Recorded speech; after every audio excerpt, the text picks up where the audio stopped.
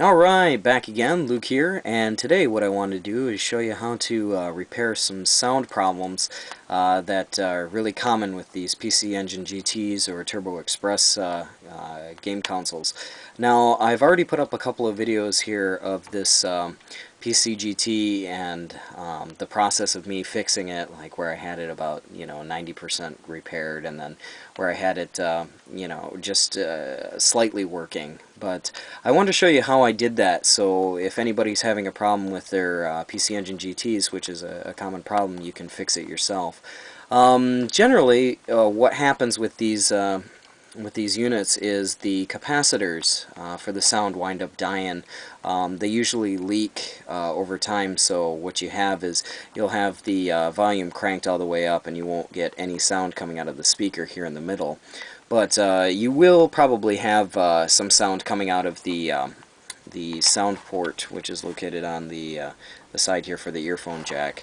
But it's a really simple fix. It's not too difficult. First of all, what you're just going to need is you're going to need like a really small kind of micro Phillips screwdriver, and you'll have to remove the screws out of the back here. There's actually 6 of them. There's 2 up in the top corners, 2 in the middle, and then 2 in the bottom here. Now, I've already removed the screws here for time's sake. Once you pop this thing open, there's going to be a couple of cables that you're going to want to watch out for. One of them connects the backlight, and then you'll have another cable here that connects the screen itself, and one for the pad. But if you're very careful with it, just remove all of the ribbons and remove the straps, and you can just put the top part over to the side here. The main problem is going to be located in this section here.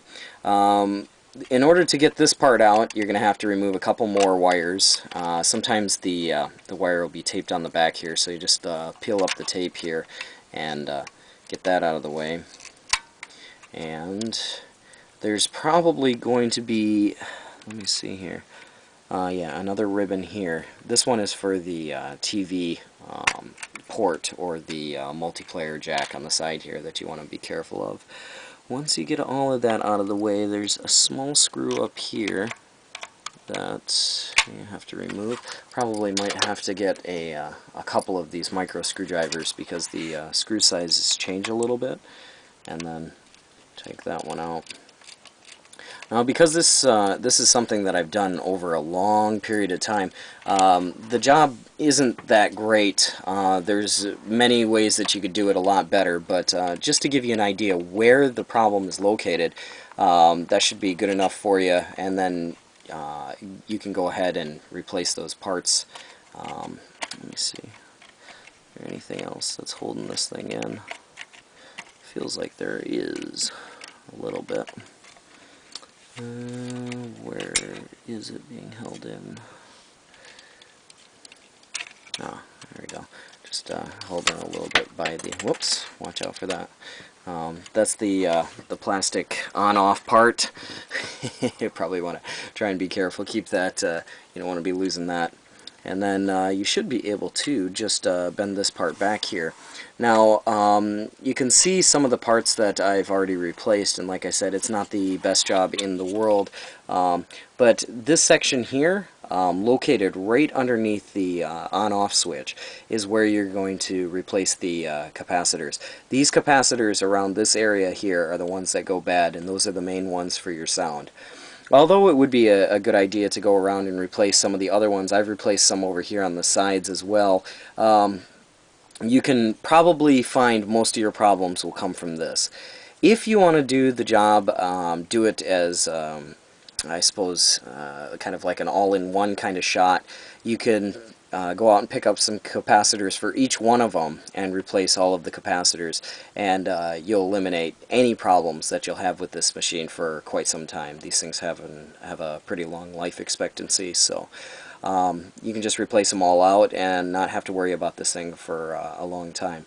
But in general, like I was saying, here, right underneath the on-off switch, you're going to see a cluster of some capacitors. They actually look like this one here, rounded. One side will have a black marking on the side. That's for the ground.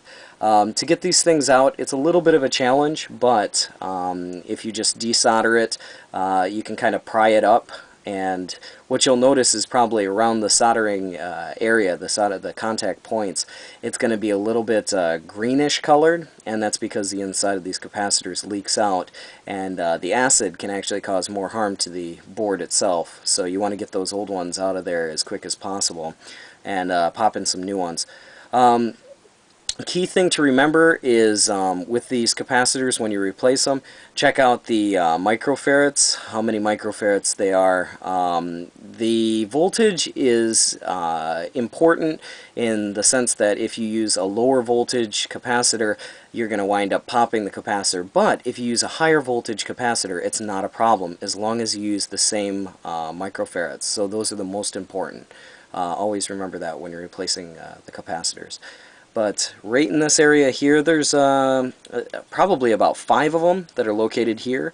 And when you put these new ones in, if you use these taller ones, what you'll have to do is kind of bend them in strange positions in order to get them to fit in there and get the case to close correctly. So keep that in mind too. You might have to do a little bit of like rewiring. You might have to add a wire to one end just so it'll bend flat, so you don't have to worry about it like sticking out too far. But once you get all that done, you can pop this thing back together, and you will be amazed at the sound that will come out of that front speaker. It'll play and sound just like it was fresh out of the box, you know. But yeah, just wanted to give you a small little tip here on how you can repair these things.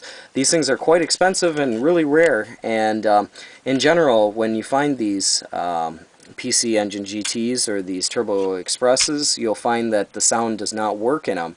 And generally, people will sell them for a lot cheaper.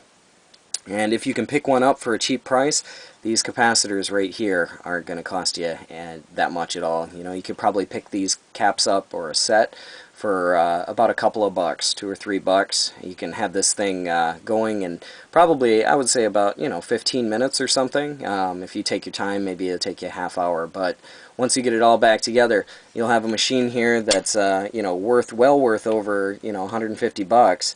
And if you can pick it up for a cheap price, you'll have a really good investment. So just wanted to make a quick video here on how to repair those caps and get your sound working again on these PC Engine GTs. And like always, I'll put up another video here soon. So thanks for watching.